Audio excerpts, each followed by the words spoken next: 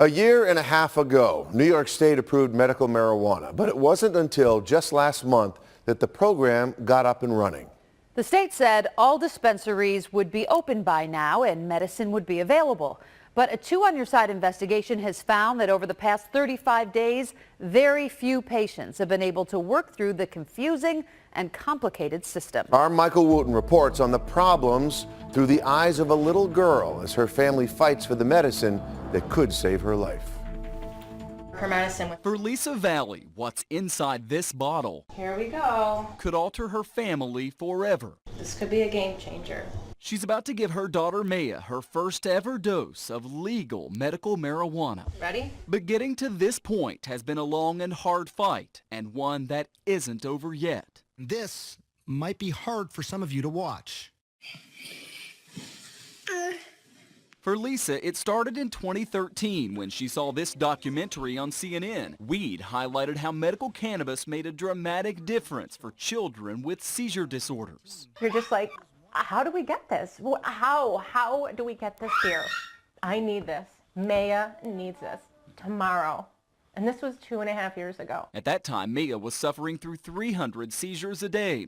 So Lisa joined many others advocating for legalization here in New York.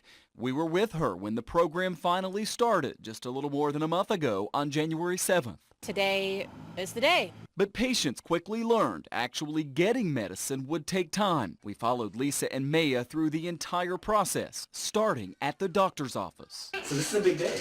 It is. I was already in tears in the lobby when I was waiting for you to come, yeah. Hi. Let me see this hand here. Maya's neurosurgeon, Dr. Q, long knew she was a candidate for medical marijuana. This visit was more of a formality. I think the medical marijuana may offer a broad spectrum treatment. I'm looking for a happy child. I'm looking for a child who's able to do things, and at the same time they're not having seizures. Dr. Q is with Dent Neurologic Institute in Amherst. He immediately signed off on Maya, but then came the first delay. The state website crashed, so he could not print out her actual certificate. It would be 3 more days before Lisa got that certificate. Then came the process of registering online. The website was awful. Lisa started at 10 o'clock in the morning. Try again. I have to call the Department of Health. All of our representatives are busy. It would take nearly 7 hours to get it all worked out. It was not an easy process. No, it wasn't. And I have a master's degree, and I thought it was very difficult. Yeah. And I was thinking to myself, how are patients that don't have caregivers going to navigate this system? 2 days after that sign-up, Maya got approved. 2 days after that, this finally arrived in the mail. When you got that package. It was so exciting. Lisa's caregiver card was further delayed, but eventually arrived. All that was left now was to go pick up Maya's medicine. There are 2 dispensaries in Erie County. But then you find out there's no medicine locally. Not locally, no. Despite so many promises from the state that medicine will be available in January, the high CBD strain, which is what's needed to treat seizures, was not available from Bloomfield in Williamsville or Pharmacanis in Amherst. The plants were still being grown. I literally feel like I've run this marathon and I'm in the final stretch, and there was essentially nowhere to go. But there was somewhere to go. We got in the car and we drove. All the way to Syracuse. Inside this nondescript building, Lisa was finally able to get her hands on the medicine. The vast majority of other patients statewide have not been so lucky. From a patient access standpoint, things are not going well. Julie Netherland is with the Drug Policy Alliance. She works with patients every day who are trying to get medical cannabis, and there's a laundry list of obstacles in the way. Patients are really restricted in their access. They can't find physicians. They're having trouble getting to dispensaries. They're having trouble getting the products they need, and even if they do, they're having trouble affording it. Let's go through each of those problems, starting with finding a doctor. Remember, a certified physician must first sign off before a patient is eligible for the medicine. As of today, there are only 378 certified doctors statewide. And the state health department won't tell us who they are. That's the number one call we're getting is from patients who have no idea where to turn for help. We filed a Freedom of Information request to get that list of doctors. In their rejection, state health said the list is exempt from open records requirements, in part because disclosure could endanger the life or safety of any person. There was no further explanation. But take the state right next door to us. This is New Jersey's official medical marijuana website, and if you scroll down, you can actually see a map of the entire state. Click on the county in which you live. We'll try Morris County here, and it's going to list every single certified medical marijuana doctor, plus their specialty, their address, even their phone number. It could endanger lives in New York. Clearly not so in New Jersey. Assemblyman Dick Gottfried wrote New York's legalization bill. He recently said state health is illegally withholding that list of doctors and told Two on Your Side there's, quote, no basis for not making it public.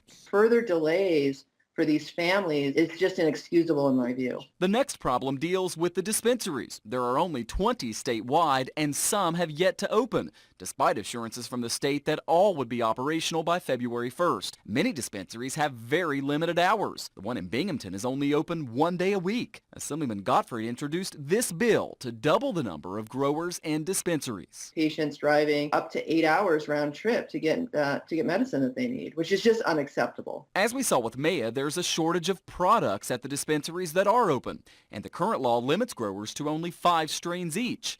The final problem, price. Lisa paid $135 for a 1-month supply for Maya, but that's at a very small starting dose. Based on her weight, Maya will need higher amounts of CBD, which could cost more than $1,000 a month. And it's all out of pocket, no insurance coverage. I can't afford that.